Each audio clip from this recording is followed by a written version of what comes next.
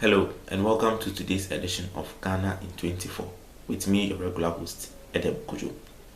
In today's edition, we will be looking at major stories that have made the headlines in Ghana over the past weekend. First of all, on Saturday, the 27th of June 2020, His Excellency Nana Addo Dankwa Akufo-Addo was formally acclaimed as the flag bearer of the ruling New Patriotic Party.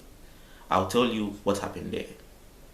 Also, there's been a bit of tension along the Volta, Oti, and border regions as the government is being accused of deploying military men towards the upcoming voter registration exercise. I'll also bring you details. Then again, MTN is planning to sue the National Communications Authority over what it calls unfair and biased treatment. I'll give you all the gist related to that story as well. Nana Addo Dankwa Akufo-Addo addressed the nation yesterday evening on measures to fight the COVID-19 pandemic. I'll give you my takeouts from his speech yesterday. Also, adolescent pregnancy cases in the central region has dropped in the first half of this year. Details of that coming up shortly. And tonight, Anas releases his videos. I'll tell you where and how you can view them. Stay tuned, don't go anywhere. Now, in our first story, His Excellency on Saturday was acclaimed by the National Executive Committee of the ruling New Patriotic Party to be their flag bearer in the upcoming 2020 general elections. At the instant, he once again chose Dr. Mahamudu Bawumia to be his running mate. This would be the fourth time that Nana Addo and Bawumia would be contesting together for the presidency, after doing so in 2008, 2012, till they finally won in 2016. Will they be lucky again this 2020? We wait to see what happens in the upcoming December 7 elections. In a related issue to the December 7 elections, the EC has announced that from tomorrow, 30th June, they would be embarking on a new voter registration exercise. This, however, has brought up new tensions in the Volta region, Oti region, and various regions along the border, as it is being alleged that the government has deployed heavy military personnel to those areas in a bid to prevent people from entering the country to register.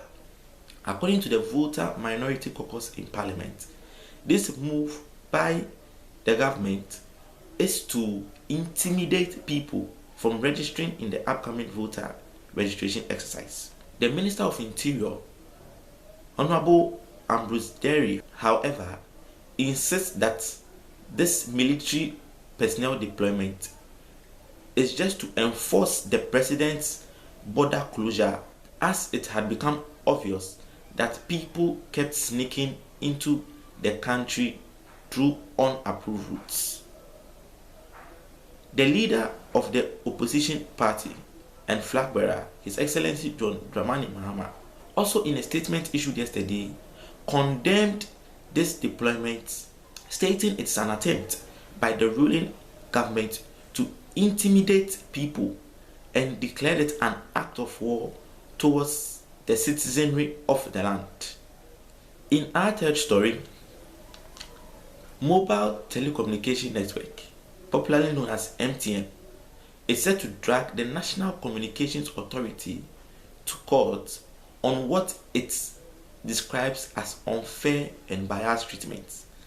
This is in response to a statement issued by the NCA about a month ago, describing MTN as a significant market power and threatening to sanction MTN, among other things, to sanitize the telecommunication industry. According to the NCA, MTN has grown an astronomical power in the telecommunication market hence creating an imbalance in that industry.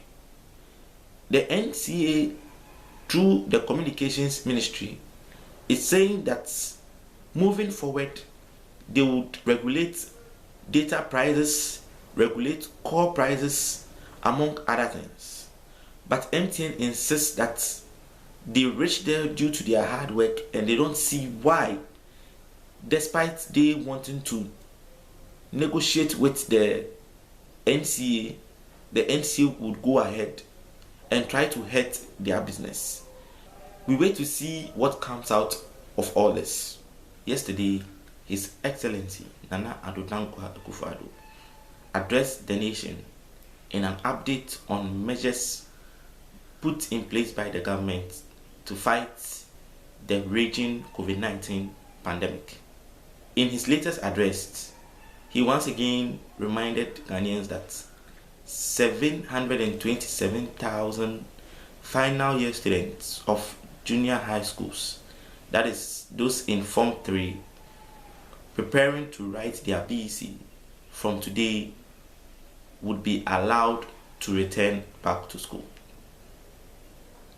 Also, his earlier promise of a 3-month tax waiver and a 50% increase in basic salary for frontline workers has been further extended for the next 3 months.